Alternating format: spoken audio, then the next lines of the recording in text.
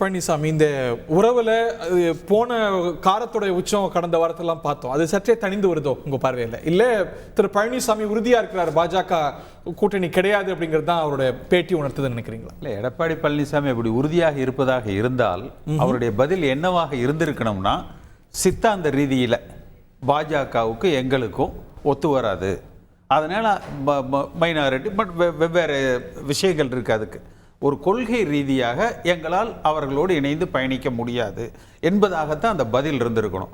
மாறாக அவர் சொன்னது அண்ணாமலை என்கிற ஒரு தனி மனிதர் மீது இருக்கிற விருப்புகள் வெறுப்புகள், அந்த பேச்சு. அவர் கோபம் பாஜக மேல அண்ணாமலை மேல. அவருடைய போட்டியே, அவருடைய அந்த எதிர்ப்பு உணர்வே அண்ணாமலை என்கிற அந்த தனி மனிதன் மீது தான் இருக்குதே ஒழிய பாஜக என்கிற அந்த கட்சியின் மீது இல்லை. அப்ப அவர் சொல்லுவதிலிருந்தே இன்டைரக்டா என்ன தெரியுதுன்னா, minus Annamalai we are open அப்படிங்கிற செய்தி தான். அது அப்படி ஒரு செய்தி வருது இல்ல ஏங்க, ஒரு பாஜகல ஒரு மாநில தலைவர் என்பவர் ஒரு 3 வருடங்களுக்கு ஒரு முறை நியமிக்கப்படுகிறவர், அவ்வளவுதான். ரெண்டாவது, இது போல காங்கிரஸ் காலத்திலிருந்து மாநிலங்களில் இருக்கிற அந்த தேசிய கட்சிகள்ல அந்த தலைவரது முடிவுக்கு மாறாக மத்திய தலைமை முடிவுகள் எடுத்திருக்கிறாங்க. அப்ப அதே போன்ற முடிவுகள் இங்க சாத்தியம். ஆனா அப்ப அவர் எதிர்த்து போராட வேண்டியது மத்திய பாஜகவை, எதிர்த்து போராட வேண்டியது பாஜகவினுடைய அந்த இந்துத்துவ கொள்கைகளை. அப்பதான் நமக்கு அந்த மைனாரிட்டி ஓட்டு வறுமை ஒழிய அண்ணாமலை என்கிற அந்த தனி மனிதன் சென்ட்ரிக் போகும் பொழுது இது இவரா அண்ணாமலைக்கு வேல்யூ ஏத்தி கூட்டுக்கிட்டு இருக்கிறார். ஒன்று. ரெண்டாவது, சரி கொச்சையா பேசிட்டாருன்னு சொல்றாங்க. சீமான் மெரினால இருக்கிற நினைவிடங்களை பத்தி கொச்சையா சொன்னாரு. அதுக்கு ஒரு மறுப்பு கூட, ஒரு கண்டனம் கூட திரு எடப்பாடி பழனிசாமி சீமானுக்கு தெரிவிக்கல. ஒன்று. இரண்டாவது பார்த்தீங்கன்னா, பாஜகவும் என்ன செய்யறாங்கன்னா, திட்டமிட்டு புல்லிங் பண்றாங்க. இப்ப நீங்க அதிமுக நேரடியாக களம் காண வேண்டியது திமுகவை. நம்முடைய போட்டி என்பது மாநிலத்தில் ஆளுகிற திமுகவை அப்புறப்படுத்தி ஆளுகிற கட்சி. பாஜக தான் சென்டர் ஸ்டேஜ் எடுத்துக்கிறதுக்கு அதிமுக வம்பு கிழித்து நாங்க பெரிய இயக்கம். நீங்க நயினார் நாகேந்திரன் சொல்றாருன்னு வச்சுக்கோங்க, அதை இவர் எடப்பாடி பழனிசாமி இக்னோர் பண்ணிட்டு ஸ்டாலின் குறித்தோ திமுக குறித்தோ வலிமையான விமர்சனங்களை வச்சுட்டு நமக்கு போட்டியாளர் திமுக தான், இல்லாத கட்சியை நாம எங்க பேசிட்டு இருக்கணும் அப்படின்னு இக்னோர் பண்ணிட்டு போறதான ஒரு பெஸ்ட் பாலிசியா இருக்க முடியும். நீங்க திமுகவை எதிர்த்து வெற்றி கொள்ளணுமா, இல்ல பாஜகவினுடைய சித்தாந்தங்களை எதிர்த்து நாம் தேர்தலை சந்திக்கணும்? முக்கியமான விஷயங்கள் சொல்லியிருக்கிறீங்க. அதாவது அதிமுகவுடைய இன்றைய பிரையாரிட்டிஸ் தப்பா இருக்கு அப்படிங்கிறாரு. யாரை எதிர்க்கணுங்கிறதுல அதை அவங்க திசை மாறி போறாங்க. இன்னொன்னு, அவர் பிரச்சனை அண்ணாமலை மேலதான் ஃபிக்ஸ் பண்றாரு தவிர பாஜகவுக்கும் அவருக்கும் எந்த ஒரு மாறுபாடும் இருக்கிற மாதிரி இந்த பேட்டியிலேருந்து வெளிப்படலைங்க. ஓரளவுக்கு சரி. ஏன்னா அவரு பாஜகவினுடைய தலைமையை பற்றி ஒரு வார்த்தை கூட தொடர்ந்து திரு பழனிசாமி பேசல. அந்த ரொம்ப டிக்னிஃபைடாக நடந்துக்கிறார். நான் பல இடங்களில் பாராட்டியிருக்கிறேன். அவர்கள் மேல் குற்றம் குறை சொல்லவே இல்லை. ஆனால் கூட்டணி கிடையாது. பிரிவுடைய பொலிட்டிக்கல் பெனிஃபிட் என்ன? மைனாரிட்டிஸ் எங்கே ஓட்டு போடுவாங்க, எப்படி உங்களை ட்ரஸ்ட் பண்ணுவாங்க? அதுதான் சார், மைனாரிட்டி ஓட்டு வாங்க முடியாது. நானே முதல் கருத்தில் சொன்னேன். அதனால் சார் இன்னைக்கு இருக்க சினேரியோ புரிஞ்சுக்கோங்க. 24 பாராளுமன்ற தேர்தல் உணர்த்திய பாடம் எல்லா அரசியல் கட்சிகளுக்கும் 2 கூட்டணிக்கு மேல நின்னால் அது யாருக்கும் லாபம் கிடையாது. 2 கூட்டணிக்கு மேல் நின்னால் இது வாக்கு சிதறத சொல்றீங்க? ஆமா, அது எப்படி வேணா எடுத்துக்கங்க. அவங்களுக்கு 2 கூட்டணிக்கு அது ஒரு பெரிய பாடம்னு நான் கருதுகிறேன். அப்போசிஷன் யூனிட்டிங்கிறது அதாவது எது யார் கூட வேணாலும் சேருங்க. 2 ஃப்ராண்ட் 3 ஃப்ராண்டா வந்துச்சுன்னால் மிக நிச்சயமாக 3 பேருக்கும் பாதிப்பு. 1. நம்பர் 2, இவருக்கு குறைஞ்சபட்சம் 6% ஓட்டு இருக்கு விஜய்க்கு. அது ஒன்றும் நீங்கள் மறுக்கிறதுக்கு இல்லை. ஒருத்தர் 7ங்கிறான், ஒருத்தர் 3ங்கிறான். அது வித்தியாசம் இருக்கத்தான் செய்யும். அது அவர் ஒரு மாநில சட்டசபை தேர்தலில் இருக்கிற ஆளுங்கட்சியை எதிர்த்து குற்றங்கள் சொல்லி கடுமையாக சாடினால்தான் அவர் ஓட்டு கேட்க முடியும். அதிமுக அவர் குற்றம் சொல்லி சாடி அவருக்கு வாக்கு கிடைக்காது. இதை நீங்கள் பேசிக்காக அக்செப்ட் பண்ணீங்கன்னா அவர் திமுகவோட போக முடியாது. அதிமுகவோட இல்லை, நான் ப்ராசஸ் ஆஃப் எலிமினேஷனில் சொல்கிறேன். நீங்கள் கேட்குற கேள்விக்கு நான் பதில் அவர் திமுகவோடு கூட்டு சேர்ந்து 26 சட்டசபை என்ற தேர்தலை சந்திப்பது என்பது சாத்தியமே இல்லை என்று நான் கருதுகிறேன். அதை நீங்கள் ஏற்றுக்கொண்டால் அவருக்கு இருக்க அடுத்த ஆப்ஷன் அதிமுக தான். விஜய்க்கு ஒரு 2 திராவிடியன் மேஜர்ஸ்ல ஒரு மேஜரோட கூட்டணி முதல் தேர்தலில் வச்சு அது நல்லா இருக்குமா அவருக்கு? என்ன, அவர் வந்து ஒரு புது ஃபோர்ஸா, அவர்கிட்ட நீங்க ஒரு ஃப்ரெஷ் ஃபோர்ஸா அவரை எஸ்டாப்லிஷ் பண்ணிக்க முடியுமா? நீங்க வேற ஒரு தளத்துக்கு இப்போ கூப்பிட்டு போயிட்டீங்க. இன்னைக்கு வரைக்கும் ஒரு அரசியல் கட்சியாக மாறல. கிட்டத்தட்ட ஒரு ரசிகர் மன்றம் ஒரு பெரிய அளவில் இருக்குது. எது நான் கேட்டேன், அவருக்கு என்ன தெரியும் அரசியலில், டிவியில் கேட்டேன், ரேஷன் அரிசி என்ன விலைன்னு தெரியுமா? எத்தனை தடவை இந்த டிஎம்கே கவர்மெண்ட்டு இபி ரேட்டு ஏச்சுன்னு தேர்த்துச்சுன்னு தெரியுமா? டிரான்ஸ்போர்ட் ஒர்க்கர்ஸுக்கு எத்தனை வருஷமாக பென்ஷன் கொடுக்காமல் இருக்குது, அதுக்கு காரணம் என்னன்னு எதுவும் அவருக்கு தெரியாது. ரொம்ப சிம்பிள் சார். அவருக்கு ஒரு பர்மிஷன் எப்படி வாங்குறதுன்னு தெரியல கான்ஃபரன்ஸுக்கு. ஏன்னா பொலிட்டிக்கல் பார்ட்டி இல்லை. நான் அவர் தவறாக தனிப்பட்ட முறையில் குற்றம் சொல்லலை சார். நான் என்ன செய்கிறேன், கட்சி ஆரம்பிச்சிருந்தேன்னா 31/8 ரிட்டையர் ஆன ஒரு ஐஏ பிடிச்சி அவனை நீ தான் எனக்கு கன்சல்டன்ட், இந்த 3 லட்ச ரூபா செக்கு தர, போய் கையில் பிடிச்சிக்கிட்டு வா. அவன் கிட்ட வேலை செய்ய எஸ்பி கையை கும்பிட்டு 21 கேள்வியில் 18 கேள்வி கிடையாது, 3 கேள்வி முடிஞ்சு போயிருக்கும் 2 நாளில். இல்லை, இப்போ விஜய் ஏடிஎம்கே எல்லாம் கூட்டணிக்கு வாய்ப்பு இருக்குங்கிறது நீங்கள்? எனக்கு டிஎம்கே இல்லைங்கிற தியரி நீங்கள் ஒத்துக்கிட்டீங்கன்னால் இன்னொரு திராவிடியன் மேஜரோட வந்து, நான் ரொம்ப சிம்பிளாக தான் பேசுகிறேன் சார். டிஎம்கேயோட அவர் கூட்டு வைக்கிறதுக்கான வாய்ப்பு இல்லை என்று நான் ஆணித்தரமாக கருதுகிறேன்.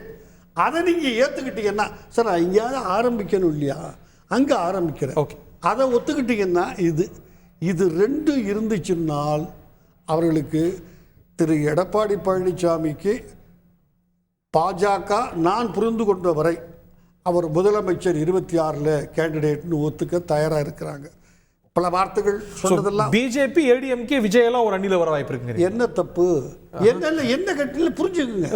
இல்ல பாமகவும் சேர்த்து நாம் சேர்த்து பிடிச்சிடுறேன். ஒரு கிராண்ட் அப்போசிஷன் அலையன்ஸ். எக்ஸாக்ட்லி. இல்லை சார், ஒரு கொஞ்சம் இருங்க. அதைத்தான் அவங்க இதில் பண்ணாங்க பாண்டிச்சேரியில். இவருக்கு ரங்கசாமிக்கு சிஎம் கொடுத்துட்டாங்க. ஆனால் அவர் ஒன்றும் தனிப்பட்ட முறையில் இண்டிபெண்டாக பெருசாக அங்கே செய்ய முடியல. அதைத்தான் இங்கேயும் செய்ய போகிறாங்க. சாத்தியக்கூறுகள் எவ்வளோன்னு தெரியல, பட் எனக்கு தெரியாது. அண்டர்ஸ்டாண்ட்.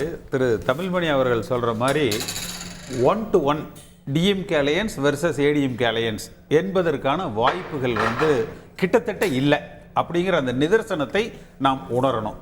ஒன்று, ஏன்னா 2016 அப்படி ஒரு வாய்ப்பு இல்லை என்கிற சூழ்நிலையில தான் அம்மா அவர்கள் அந்த மக்கள் நல கூட்டணி அந்த சூழ்நிலையில கூட தனித்து நின்று அதிமுக வெற்றி பெற்று ஆளுகிற கட்சியாக அவங்க வந்து உருவாக்குனாங்க. ஒன்று. ரெண்டாவது, விஜய் பொறுத்த வரைக்கும் இதுவரைக்கும் அன்டெஸ்டட். அவர் முதல்ல தன்னுடைய பலத்தை உணர்வதற்கு தான் அவர் விரும்புவார், எத்தனை சதவீத வாக்குகள் என்று. அப்போ முதல் தேர்தலிலேயே யாரும் அதுபோல இவங்க ஒருவேளை ஆந்திரால பவன் கல்யாண், இது நீங்க சொல்றது ட்ரெடிஷனல் மெத்தட் மாத்தி யோசிச்சா அவர் இல்ல, அதாவது அதுக்கு உண்டான வாய்ப்புகள் வந்து ரொம்ப குறைச்சல் அப்படிங்கிறது என்னோட பார்வை. அடுத்தது வந்து சீமான் பொறுத்த வரைக்கும் அவர் அறிவிச்சிட்டார், பாஜக கூட போனோம்னா அந்த அலையன்ஸ் வந்து ஜெல் ஆகாது. திரு மணிகண்டன் சொல்ற சில இதுல அது வந்து ஒரு சோரிங் ரிலேஷன்ஷிப் வந்து கீழ் மட்டத்தில், அதாவது இந்த முன்னாள் அமைச்சர்கள் பாஜக கூட்டணி இருந்தா பரவாயில்ல என்று அவர்களுக்கு தங்கள் சுயநலத்திற்கு தங்களை பாதுகாத்துக் கொள்ள நினைக்கிறாங்க. ஆனா கீழே போகும் பொழுது ஒட்டாதுங்கிறீங்க. ஒட்டாது, ஜெல் ஆகாது. இது இன்னும் ஒரே பாயிண்ட். அடுத்தது, இன்னைக்கு சூழ்நிலையில் இன்றைய as on today what the worst can happen, அதாவது மிக ஒரு மோசமான சூழ்நிலையிலும் இல்ல அதிமுகவுக்கு எந்த ஒரு மோசமான சூழ்நிலையிலும் நம்ம ஒரு 125-130 சீட்டுகளை வென்று ஆட்சி அமைக்கிற கட்சியாக உருவாக்குவதற்கு என்ன செய்யணும் என்கிற அந்த திட்டமிடல் தேவை. அந்த திட்டமிடல் இவங்க கிட்ட இல்ல.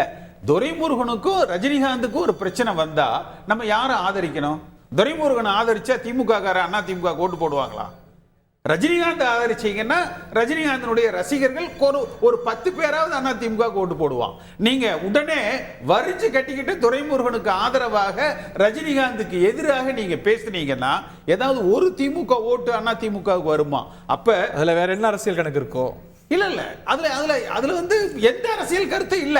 அப்ப திக்கு தெரியாத காட்டுல தவிக்கிற குழந்தையை போல என்ன செய்யறதுன்னு தெரியாம ஒரு சரியான திட்டமிடல் இல்ல, ஒரு சரியான அப்ரோச் இல்ல, ஒரு ஸ்ட்ராட்டஜி இல்ல.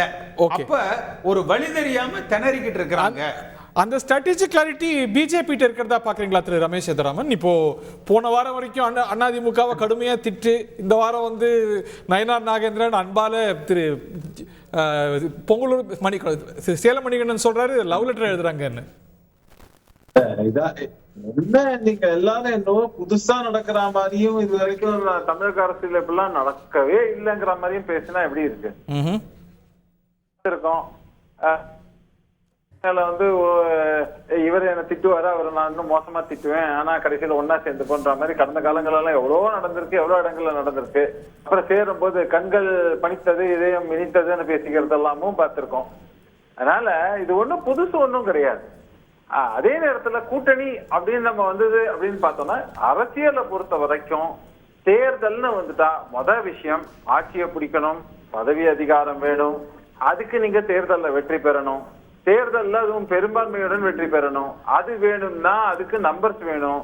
அதே மாதிரி கூட்டணியாக இருக்குனாக்கா உங்களுக்கு கூட்டணியில அங்க வந்து அதிகாரம் பகிர்வு வேணும் அப்படின்னாக்கா உங்ககிட்ட அதிகப்படியான ஓரளவுக்கான ரெண்டு கட்சிகளையுமே அதை நோக்கி போவாங்கன்னு. ஆமா, வேற என்ன. இப்ப நான் என்ன கேக்குறேன், ஒரு சிலதுல வந்து ப்ரீ போல் அலையன்ஸ், ஒரு சில இதுல வந்து போஸ்ட் போல் அலையன்ஸ். இதுக்கு இவங்க 1000 காரணங்கள் சொல்லிக்கலாம். ஓகே, நம்ம தனியா நின்னால வாங்கிடலாம் அப்படின்னு சொல்லிட்டு கடைசியில என்ன 2 பேர் முக்கியமா கூட்டணியாக இருந்த ஒரு உதாரணத்துக்கு சொல்றேன். இப்போ நம்ம சொல்றோம் இந்த கடந்த பாராளுமன்ற தேர்தல்ல தனித்தனியா பாஜக தனியா நின்னாங்க ஒரு கூட்டணியா, அதே மாதிரி இந்த பக்கம் வந்து அதிமுக நின்னாங்க.